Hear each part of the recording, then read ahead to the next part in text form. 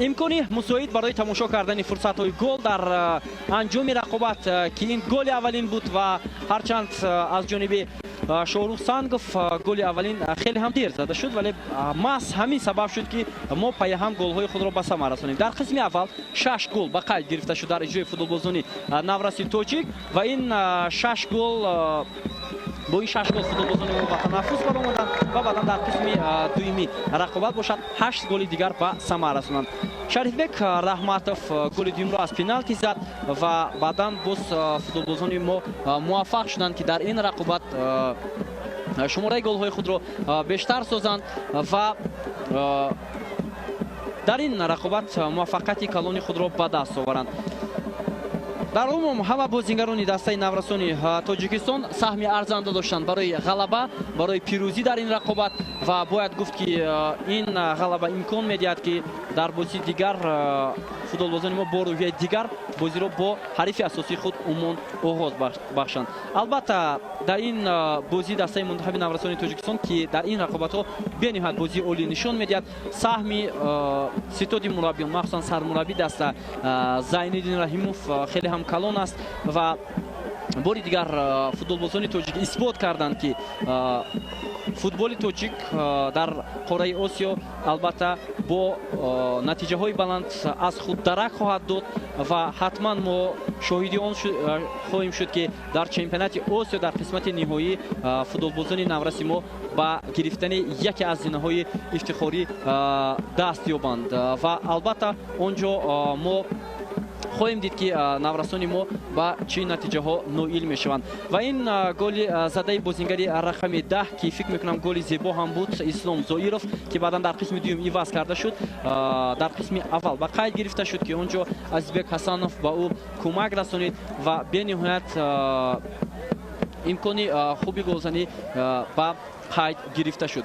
ва дӯстони азиз, албатта голҳои хеле ҳам сершумор дар бозии имрӯза зада шуд ва фикр мекунам тамошо кардани ҳар яки он низ вақтро бештар мекашад ва ин голи Эмомалӣ Аҳмадхонро мутаваҷҷеҳ мешавем, капитани дастаи наврасони мо ва ҳамкорони мо низ омоданд ки бо сармураббиёни ҳарду даста айни ҳол суҳбате анҷом бидиҳанд пас аз анҷоми ҳамин рақобат ва омодагӣ мегиранд. Айни ҳол онҳо ва омода ҳам ҳастанд ва ҳоло мо бошад фурсат дорем ки дар ҳамин лаҳзаҳо голҳои наврасони тоҷикро дар рақобат бо дастаи наврасони Мальдив тамошо кунем ки акнун мегузарем ба голҳои қисмати дуюми рақобат. Дар иҷрои капитани наврасони мо зарбаи на чандон қавӣ буд, вале ба ҳар сурат иштибоҳи дарвозабон буд ки инҷо голи ҳафтум ба қайд гирифта шуд ва муаллифи он Эмомалӣ Аҳмадхон гардид, капитани наврасони мо ки дар ин бозӣ ба задани 3 гол даст ёфт. Ва бояд гуфт ки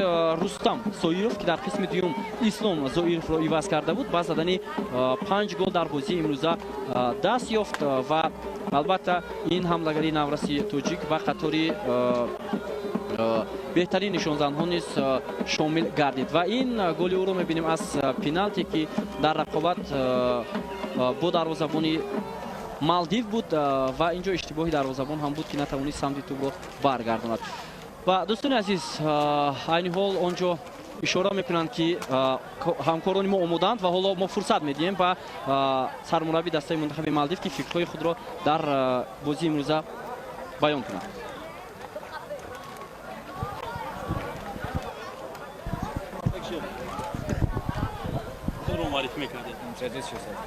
I'm Shaz from Maldives head coach football team under 16. Your thoughts about today's game?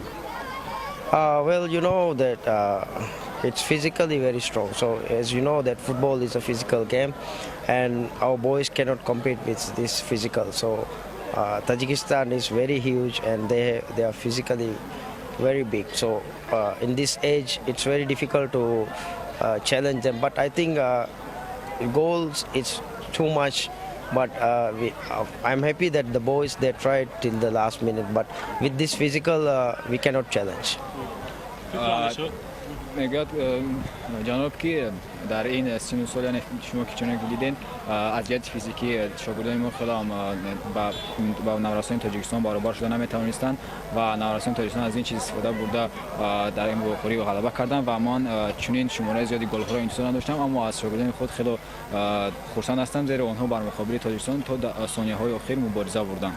خب فکر و اندیشه خود رو درباره منتخب تاجیکستان غلبه یعنی که همین دستاورد منتخب تاجیکستان رو در چی می‌بینید شما؟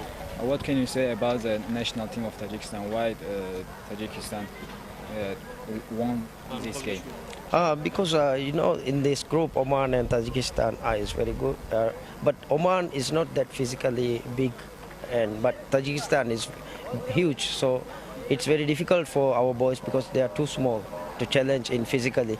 And then today what happened was that you know, the goals is very important for Tajikistan, so they need to score more goals like 13-14 they had targeted, because today evening the game was played and it was 6-0, so in calculation they want to be in the top of the group, they have to score 13 goals, so that was their target, and that is very difficult. That was a disadvantage for us.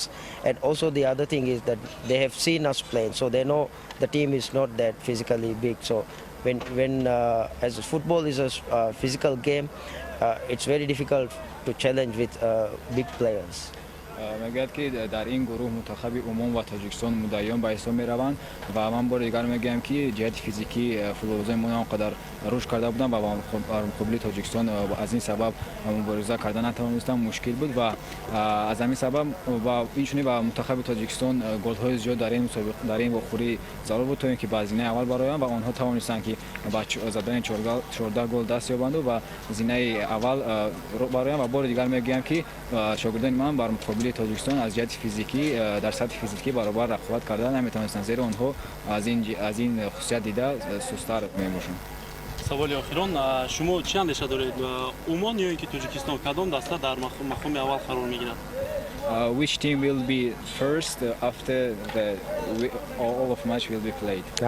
I think the Oman, they have skill, they have good talented players, but Tajikistan is physically very strong, so I think Tajikistan will have a better chance of winning in the group because they are physically more stronger than Oman, but Oman is, I think, skillful and they have very talented players.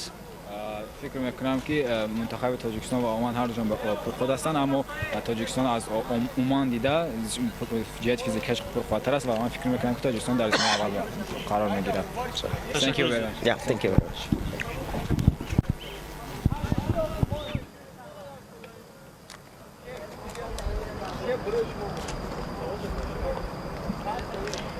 دوستان عزیز، این حال باز توجه میکنیم به گل‌های زده شده در اجرای فوتبالبازان نورسی تاجیک و در عموم غلبه خیلی هم کلان به دست آمد. و دوستان عزیز، گزارش مستقیم ما از ورزشگاه مرکزی هیسار این حال به انجام میرسد. حالا در انجام با صحبتی سرمربی دسته نورستان تاجیکستان زینالدین رحیموف نیز هست و ما با شما خیر خوش میکنیم و همچنین با صحبتی دیگر با یکی از نمایندگان تیم نورستان تاجیکستان در انجام مستقیما منظوری شما میگردد. با ما باشید.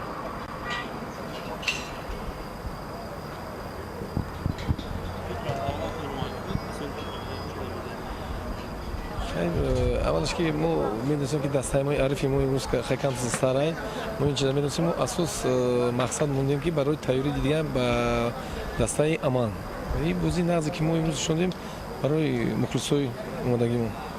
خب شما هم فکر میکنید که در دسته شما کمبودی هست برای مقابله کردن؟ البته کمبودی که چه که شما دیدین قسم یکم ما چند امکانیت داشتیم گل زدن، همین کمبودی ما نمی‌خواد که ریالیزاسیون می‌کنیم. بیاد سست. نقشه درباره برای بازی آینده نصیب باشه، اگه تیاری اگه بعدی بازی.